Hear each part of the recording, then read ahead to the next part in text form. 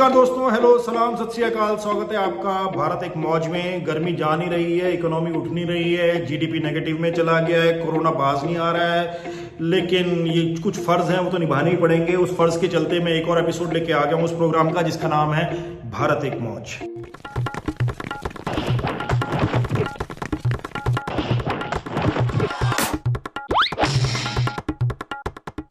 दोस्तों, आपको पता है एक बंदा है सुरेश चौहान के, वो एक चैनल चलाता है जिसका नाम है सुदर्शन, और उन्होंने अपनी इन्वेस्टिगेटिव जर्नलिज्म से एक बड़ी ज़बरदस्त बात निकाल के लेके आए हैं। उनकी जर्नलिज्म के हिसाब से, उनकी इन्वेस्टिगेटिव जर्नलिज्म के हिसाब से मुसलमान जो है एक साजिश के तहत यूपीएससी में घुसने की कोशिश कर रहा है। सोची समझी साजिश को बोलो, कैसे ना हम क्या कहें।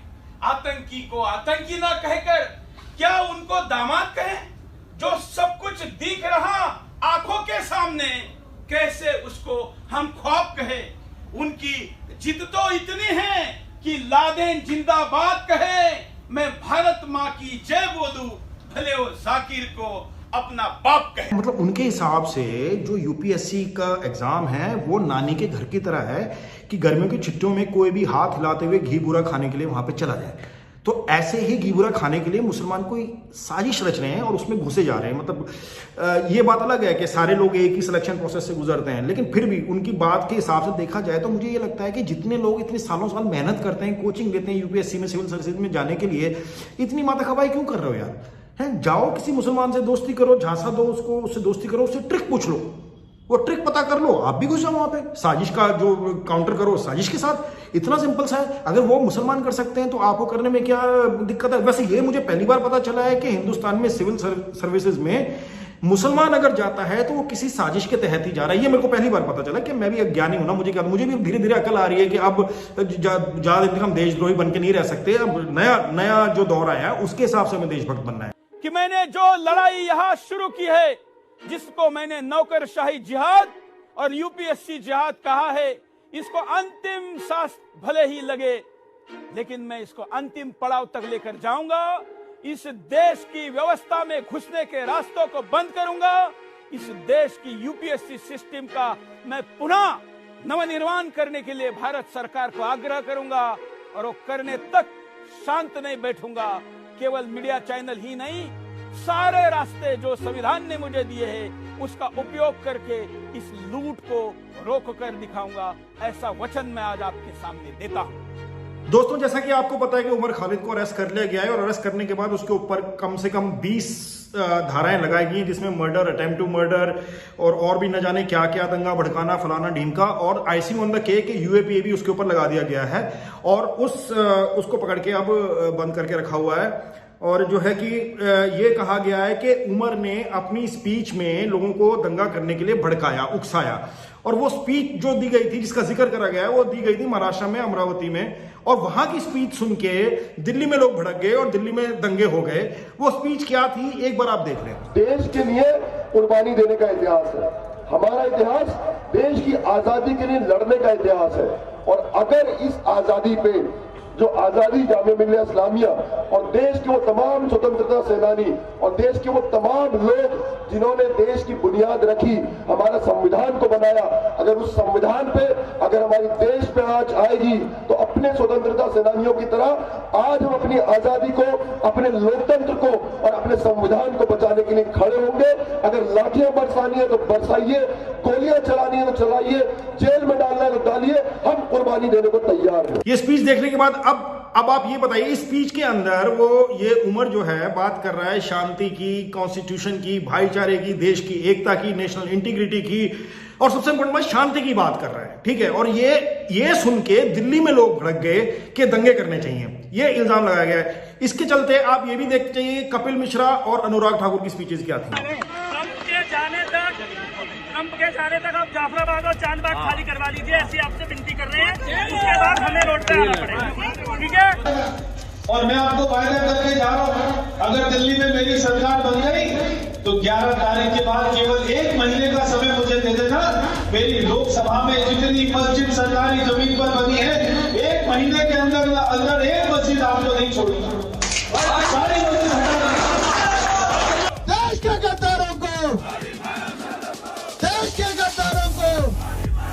दोस्तों आपने क्लियरली देखा कपिल मिश्रा बोल रहा है कि अब हम कुछ दिन के बाद, ट्रम्प के जाने के बाद हम पुलिस से भी नहीं रुकेंगे, हम फिर सड़क पर उतराएंगे और जो करना है करेंगे। अनुराग ठाकुर बोल रहे हैं कि देश के गद्दारों को पीछे से उनका जो फॉलोअर्स बोल रहे हैं गोली मारो सालों को, बिल्कुल वैसे ही जैसे मतलब ऐसा नहीं कि अनुराग ठाकुर ने ये बोला गोली मारो सालों को, लेकिन उनकी सभा में हुआ बिल्कुल वैसे ही जैसे जागरण में कोई बोलता है बोल शेरावाली माता की, पीछे से लोग जय बोलते हैं तो आशीर्वाद बोलने वाले को भी मिलता है और पीछे से जो कोरस है उसको भी मिलता है। तो वही हाल अनुराग ठाकुर के साथ भी है। इन दोनों की स्पीच जो कि दिल्ली में हुई थी, इनसे दंगे नहीं भड़के, इनसे किसी में कोई फर्क नहीं पड़ा, इनके ऊपर कोई चार्जशीट नहीं है, कोई जिक्र भी नहीं है इनका। लेकिन उमर खालिद ने जो महाराष्ट्र में शांति और अमन की स्पीच दी उसकी वजह से दिल्ली में दंगे भड़क गए। और मजे की बात दोस्तों ये है कि पुलिस ने कहा है कि उमर के खिलाफ 11 लाख पन्नों की चार्जशीट है। 11 लाख पन्ने, आप समझते हैं कितनी बड़ी चार्जशीट है। मतलब उसकी खुद की उम्र 32-33 साल है, उसकी पूरी जिंदगी का लेखा जोखा कच्चा चिट्ठा उस चार्जशीट में है, ऐसा मुझे लग रहा है। आप मतलब जॉर्ज बुश के ऊपर अगर वॉर क्राइम्स के लिए चार्जशीट डाली जाए तो उसकी भी चार्जशीट 11 लाख पन्नों की नहीं होगी। रेफरेंस के लिए आप देखिए महाभारत जो दुनिया का सबसे बड़ा एपिक माना जाता है उसमें कुल मिला के 18 लाख वर्ड्स हैं, 18 लाख वर्ड्स। यहां पे 11 लाख पन्नों की चार्जशीट है। एनसाइक्लोपीडिया ब्रिटानिका वो खुद 32,600 पेजेस का है, ये 11 लाख पन्नों की चार्जशीट। और पुलिस ने ये कोर्ट में कहा है कि हमें 10 दिन की रिमांड पे उम्र चाहिए ताकि हम इन 11 लाख पन्नों की चार्जशीट के लेके इससे पूछताछ कर सकें। मतलब daily more than 1 lakh pages daily पूछताछ होगी। मतलब इतनी पढ़ाई लिखाई पुलिस के तो सिर में दर्द हो जाएगा। उम्र को तो आदत है पढ़ने लिखने की, उसको तो कोई फर्क नहीं पड़ेगा, लेकिन पुलिस के सिर में जरूर दर्द हो जाएगा। इतनी लंबी चार्जशीट, और वो भी उसके ऊपर जो अमन और शांति की बात कर रहा है। बात यह है कि हमारे देश में ना एक नेशन बिल्डिंग का एक नया प्रोजेक्ट चल रहा है जिसमें हमारे देश के economist, academics, film makers, writers, poets, activist, students, उन सबको जेल में डाला जा रहा है। और पीपल लाइक कपिल मिश्रा, अनुराग ठाकुर, इनके हाथ में देश की मशाल थमाई जा रही है कि ये मशाल लेके आगे बढ़ो, बाकी लोगों को हम बंद कर रहे हैं। दोस्तों प्यार, मोहब्बत, अमन, शांति और गांधीवाद का जमाना गया, खत्म हो चुका है। अपने बच्चों को सच्चाई, अमन, शांति, प्यार, मोहब्बत, नेशनल इंटीग्रिटी मत सिखाइए। अपने बच्चों को सिखाइए कि जो अंग्रेज ने किया था डिवाइड एंड रूल, क्योंकि अगर आप अपने बच्चों को डिवाइड एंड रूल और नफरत सिखाएंगे तो ही वो नेशन बिल्डिंग प्रोजेक्ट में पार्टिसिपेट कर सकेंगे, उनको ऊंचे ऊंचे ओहदे मिलेंगे, तो ही सरकार उन्हें जेल से बाहर रखेगी। अलबत्ता अगर आपने अपने बच्चों को यह सिखाया कि अमन, शांति, भाईचारा, मिलकर रहना है, यूनिटी इन डाइवर्सिटी करके रखनी है, इस मुल्क को संभाल के रखना है, तो आपके बच्चे जरूर जेल की सलाखों के पीछे जाएंगे। आखिर नेशन बिल्डिंग का सवाल है भाई। ये कंगना रनौत को डराने के लिए था या ये एक मैसेज था आपकी हिम्मत को तोड़ने का? और मुझे लगता है कि तुमने मुझे बहुत बड़ा एहसान किया है, क्योंकि मुझे पता तो था कि कश्मीरी पंडितों पे क्या बीती होगी। आज मैंने महसूस किया है और आज मैं इस देश को वचन देती हूँ कि मैं सिर्फ अयोध्या पे ही नहीं, कश्मीर पे भी एक फिल्म बनाऊंगी और अपने देशवासियों को जगाऊंगी, क्योंकि मुझे पता था हमारे साथ होगा तो होगा, लेकिन मेरे साथ हुआ है, इसका कोई मतलब है, इसके कोई मायने हैं। कुछ लोग खामखा कंगना दीदी को गालियां दे जा रहे हैं यार। मतलब मुझे समझ में नहीं आ रहा है, कंगना दीदी ने देश की कितनी बड़ी समस्या सॉल्व करी है। हम लोग इतने महीने से बौखलाए घूम रहे थे, चाहे हमारे फाइनेंस मिनिस्टर हो, चाहे और इकोनॉमिस्ट हो, चाहे ज्ञानी विज्ञानी हो, इस सरकार के जो भी हैं, सब बौखलाए घूम रहे थे कि क्या हो गया भैया, जीडीपी इतनी डाउन कैसे होगी, इकोनॉमी इतनी कैसे गिर गई, नौकरियां कहां चलेगी इतनी सारी, कोरोना कैसे इतना फैल रहा है, चाइना कैसे अंदर घुस रहा है, किसी के पास सवालों के जवाब नहीं थे। कंगना दीदी ने एक मास्टर स्ट्रोक में सबके पीछे की जो असली कल्प्रिट थी उसको पकड़वा दिया, रिया चक्रवर्ती गांजे में भर के जो इकोनॉमी, जीडीपी और नौकरी सबको फूंक गई और धुएं में कोरोना फेंक दिया। जो मोदी जी ने इतनी थाली दिए पिटवाए थे, सब पे करे कराए पे पानी फेर दिया और कंट्री में कोरोना ऐसे फैल रहा है जैसे जंगल में आग है। ऊपर से नशे में जिनपिंग को फोन भी कर दिया इसने रिया चक्रवर्ती ने कि तू मेरा सच्चा दोस्त है, आजा लद्दाख में मिलते हैं। ये सुन के वो चला ही आ गया वहां पे। ये सारे सब सिस्टम के पीछे जो है ना रिया चक्रवर्ती थी और कंगना दीदी ने इनको एक्सपोज किया है। और कंगना दीदी तो अब ये भी सोच रही है कि नार्कोस का अगला सीजन जो है ना वो बॉलीवुड में सेट होगा। है क्यों? उनके पास पाब्लो एस्कोबार है तो हमारे पास रिया चक्रवर्ती है, उनके पास काली कार्टेल है तो हमारे पास जो है बॉली कार्टेल है। तो ये होना बहुत मतलब ये बहुत बड़ी उपलब्धि है। ये आप देखो बड़े लेवल पे सोचिए, छोटी छोटी सोच मत लेके। कंगना दीदी बहुत बड़े लेवल पे सोच रही है। उन्होंने असली कल्प्रिट को पकड़वा के लाके सामने रख दिया। ये उन्हीं के करे धरे की बदौलत है कि आज हमारा जर्नलिज्म इतना जागरूक हो चुका है, हमारा मीडिया इतना जागरूक हो चुका है कि रिया जेल में क्या कर रही है, किस पे सो रही है, क्या खा रही है, माथे पे कितनी शिकन है, जहन में क्या ख्याल आ रहे हैं, उसको पछतावा हो रहा है या नहीं हो रहा, उसके चेहरे पे फ्राउन है या नहीं है। मिनट मिनट की रिपोर्टिंग आपको हमारा मीडिया सिर्फ कंगना दीदी के एफर्ट की वजह से दे रहा है। आपको यकीन नहीं होता तो देख लीजिए क्या हो रहा है। खला जेल के क्वारंटीन बैरक में रिया कल रात भर करवटें बदलती रही, ठीक से सोई नहीं। वो रात 11 बजे तक रिया अपनी बैरक में चहलकदमी करती दिखाई दी। रात 12 बजे के बाद रिया ने अपना बिस्तर लगाया। रिया को जेल में एक चटाई, एक चादर और एक बिछौना मिला है। रात 2:30 बजे तक बैरक में अपने बिस्तर पर बैठी रही। जेल के कर्मचारियों ने बताया कि रिया के चेहरे पर तनाव और परेशानी साफ दिखाई दे रही है। उसने रात में कई बार पानी पिया। बैरक में रिया को खाना रात 8 बजे दिया गया। खाने में दाल, चावल, रोटी और सब्जी थी। रिया ने सिर्फ एक रोटी खाई, थोड़ा सा चावल खाया। जेल के जिस कमरे में रिया है वो 15 बाई 10 फीट का क्वारंटीन बैरक है। ये होता है असली इन्वेस्टिगेटिव जर्नलिज्म। ये होता है जान जोखिम में डाल के, पंच अप करके असली खबरें निकाल के लेके आना। इसको कहते हैं असली जर्नलिज्म। और इस सब के पीछे कंगना रनावत दीदी का हाथ है। और आपने उनका ऑफिस तोड़वा दिया यार, ये कोई इंसाफ की बात थोड़ी है। अब ये देखो, आपने ये वीडियो देखा, जर्नलिज्म इसको कहते हैं। जर्नलिज्म ये लोग कर रहे हैं और मैं कैसा ऐसा खाम में ले गया रविश। एक संसाधन संपन्न शक्तिशाली देश के रूप में उभर रहा है और इसमें देश की समृद्ध भाषा हिंदी का बहुत बड़ा योगदान है। वैश्विक मंचों पर प्रधानमंत्री जी द्वारा हिंदी में दिए गए भाषणों से हिंदी का वैश्विक कद मजबूत हुआ है और हिंदी प्रेमियों को प्रेरणा भी मिल रही है। इससे देश की युवा पीढ़ी भाषा के साथ जुड़ने की ओर अग्रसर हुई है। बस आवश्यकता इस बात की है कि आगामी पीढ़ी को अधिक से अधिक सूचनाएं हिंदी में उपलब्ध कराई जाए और उनमें ऐसे संस्कार विकसित किए जाएं कि वह मूल रूप से हिंदी भाषा में काम करे।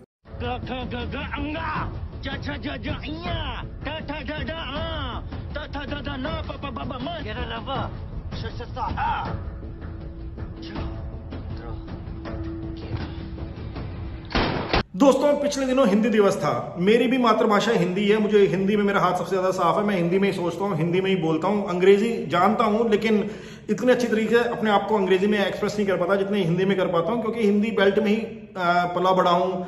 यहीं पे मैंने एजुकेशन ली है और यहीं पे ज़्यादातर मेरे दोस्त इसी भाषा में बात करते हैं। बचपन से ये होता है। मुझे ये नॉर्थ इंडिया की जो काओ बेल्ट है ना, इसके लोग बड़े सीधे और सरल लगते हैं। वो चीज़ों को ज़्यादा कॉम्प्लिकेट नहीं करते, कॉम्प्लिकेटेड डिस्कोर्स में नहीं पढ़ते हैं। वो डाइवर्सिटी वाले, वो सिंपल सी बात कहते हैं कि भाई हमारा खाना पूरे इंडिया का खाना, हमारा पहनना पूरे इंडिया का पहनना, हमारा सिनेमा पूरे इंडिया का सिनेमा, हमारी लैंग्वेज पूरे इंडिया की लैंग्वेज। प्रॉब्लम क्या है? ये जो तमिल, तेलुगु, मराठी, असमीज, बंगाली, इतनी सारी लैंग्वेजेस का मतलब क्या है? भाई जब हमारी लैंग्वेज हिंदी है तो आपकी भी लैंग्वेज हिंदी होनी चाहिए। आप कितनी भी बनाते रहो मलयालम में फिल्में, लेकिन असली सिनेमा बॉलीवुड ही है। अभी सुब्रमण्यम भारती रहे होंगे तमिल के बहुत बड़े पोएट, लेकिन हिंदी के तो नहीं है ना। दुनिया की कितनी भी आप लैंग्वेजेस उठा के देख लीजिए, हिंदी उसमें सर्वोपरि है। और ये हमारे बड़े बड़े नेताओं ने कहा है, हमारे होम मिनिस्टर साहब ने बोला कि हिंदी जोड़ती है, बाकी सारी भाषाएं तोड़ती हैं, हिंदी जोड़ती है। वन नेशन वन लैंग्वेज, इतनी सी बात समझना कितना मुश्किल काम है। आप सब हिंदी बोलो, बाकी तमिल, तेलुगु, मलयालम, जो भी जैसे कि मैंने बोला, असमीज, बंगाली, मराठा, गुजराती, जितनी भी लैंग्वेजेस इंडिया में है, छोड़ो ना उसको। हिंदी, बिकॉज हिंदी जोड़ती है। क्योंकि काउ बेल्ट सिर्फ हिंदी जानती है और काउ बेल्ट को लगता है कि जो वो है वही पूरा इंडिया है। कितना सिंपल सा आर्ग्यूमेंट है, इसको समझने में इतना मुश्किल क्यों हो रही है आपको? Do not complicate the discourse, please be Hindi. गांव में परेशानी कम हुई है। हमारे गांव की ये ताकत देश के विकास की गति को भी तेज करने में अग्रणी भूमिका निभाए। इसी विश्वास के साथ आप सभी किसान साथियों को मेरी तरफ से बहुत बहुत शुभकामनाएं हैं। भी भाई यहाँ किसान रैली मारे हैं। अगर किसान पुत्रा किसान की कोख में जन्म लिया है तो भाई साहब बीजेपी का बहिष्कार कर दो। आप भी करो और अपने पड़ोस में भी कराओ।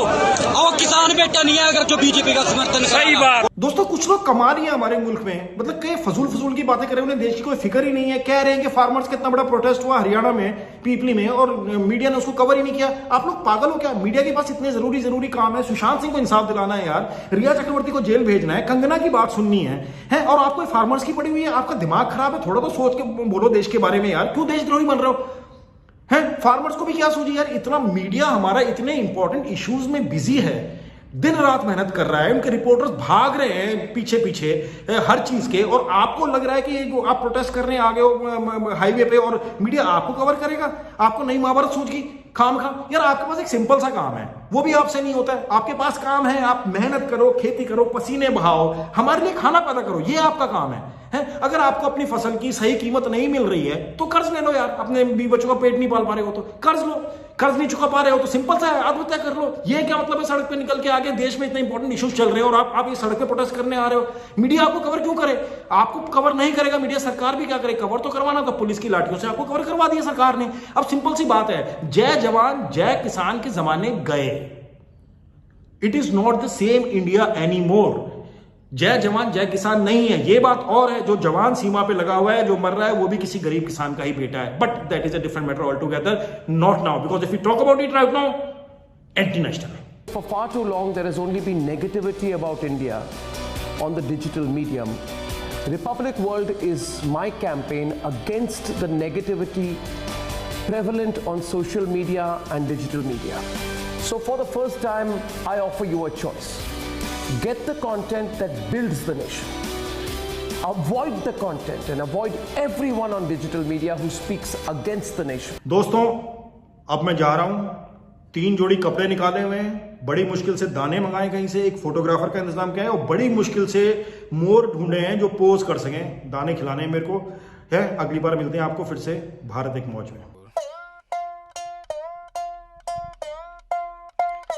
जनता ऊंच नीच के पापड़े में लड़ते पड़ते गोल, फिर भी बाज न आए बंदर बाट के झोल। संत मंत्री पुलिस कलेक्टर सभी खड़ा माडोल, ज्ञान में खोट न आए भारत एक मौज। रे पीटी उसा पीछे छोड़े मलिया मोदी मेल, चौकीदार जो दिन में सो गया बन गए देश की रेल। अरे चटनी एक ऐसी भैया स्वाद सभी रोल, मजे में फिर भी ले चटकारे भारत एक मौज।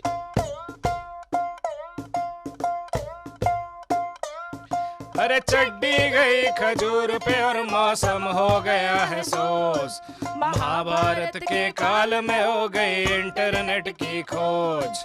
पहलू का सिम रखबर मांगे जान की भिक्षा रोज, अरे काठ के उल्लू बन गए राजा भारत एक मौज। अरे मन की बात करे हर संडे बिना किसी के रोक, आम नागरिक कुछ भी बोले लो आ गई जन कीड़ों की फौज। अब देश में पढ़ना लिखना हो गया टैक्स पेयर पे बोझ, पर कावड़ियों पे फूल की चादर भारत एक मौज। अरे भारत एक मौज, अरे भारत एक मौज, अरे भारत एक मौज, अरे भारत एक मौज।